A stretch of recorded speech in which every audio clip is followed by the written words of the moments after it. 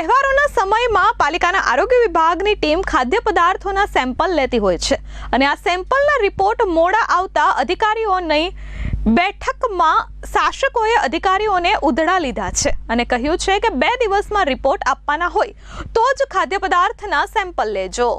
તહેવારોને ધ્યાનમાં રાખી સુરત મહાનગરપાલિકાના આરોગ્ય વિભાગની ટીમ ખાદ્ય પદાર્થોના સેમ્પલો લઈ રહી છે। જો કે ઘારીના સેમ્પલોનો રિપોર્ટ 12 દિવસે પણ ન આવતા આરોગ્ય સમિતિની બેઠકમાં શાસકોએ અધિકારીઓનો ક્લાસ લઈ સ્પષ્ટ જણાવી દીધું હતું કે 2 દિવસમાં રિપોર્ટ આવવાના હોય તો જ ખાદ્ય પદાર્થોના નમૂના લો, ખોટા ધતિંગ ન કરો। આરોગ્ય સમિતિ ચેરમેન નેન્સી શાહે કહ્યું કે ઘારી ખવાઈ ગયા પછી પણ સેમ્પલોના રિપોર્ટ રજૂ કરાયા નથી, જેથી હવે માત્ર 2-3 દિવસમાં જ રિપોર્ટ આવવાના હોય તો જ સેમ્પલો લેવાશે। તેમણે કહ્યું કે ફૂડ વિભાગની કામગીરીનો ઓછા સ્ટાફના લીધે વિલંબ થઈ રહ્યો છે। 48 ફૂડ ઇન્સ્પેક્ટરની જરૂરિયાત સામે માત્ર 24 થી ગાડું ગબડાવવામાં આવી રહ્યું છે।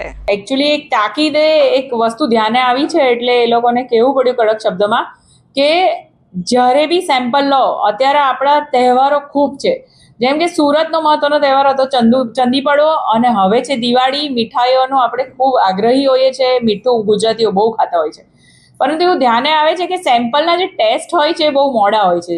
જેમ આ વખતે માવાનો સેમ્પલ લીધું તે આપણે ચંદી પડવા પહેલાં એનું રિઝલ્ટ લાવી દીધું તો એ જથ્થાનો નાશ કરી શક્યા। એવી રીતે કડક સૂચના અપાઈ છે કે કોઈ પણ સેમ્પલનો જે ખૂબ ઇફેક્ટિવ હોય છે, જે લોકો સુધી ખૂબ પહોંચે છે, એવી કોઈ ખાદ્ય પદાર્થનો તો અર્જન્ટમાં 2 થી 3 દિવસમાં એનો સેમ્પલનો ટેસ્ટ રિપોર્ટ કોઈ બી રીતે આવી શકે, નહીંતર તો ઘણીવાર એવું જોવામાં આવ્યું છે કે એને આપણે આરોગી લઈએ પછી જો એ સેમ્પલ ફેલ થાય તો એ જથ્થાનો નાશ કે પેનલ્ટી કેવી રીતે થઈ શકે।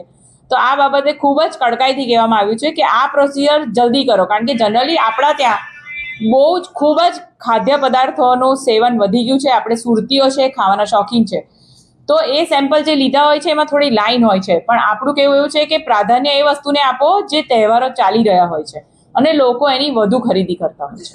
એવું કહેવાતું કે સેમ્પલ એટલે કે વેલ્યુ લઈ લો, નહીં તો દેખાડા પૂરતી કામગીરી ના જ કરો, એટલે 100%ની વાત છે। જલ્દીથી જલ્દી ઇફેક્ટિવ રિઝલ્ટ આવે એવું નહીં કરો તો ખાલી દેખાડાની કામગીરી કરવાનો તો કોઈ અર્થ હોતો જ નથી। એટલે જ સેમ્પલ હંમેશા એ બી કહેવામાં આવ્યું છે કે 2 ટાઈપના સેમ્પલ હોય છે, એક ઇનફોર્મલ હોય, એક ફોર્મલ હોય। તો ફોર્મલ જ સેમ્પલ લેવું, કોઈ ફરિયાદ આવે એમાં ખાસ ફોર્મલ સેમ્પલ લેવું જેથી આગળ કોઈ કાર્યવાહી થઈ શકે, એમાં કોઈ કામી આવે તો। Bureau report S24 news, Surat.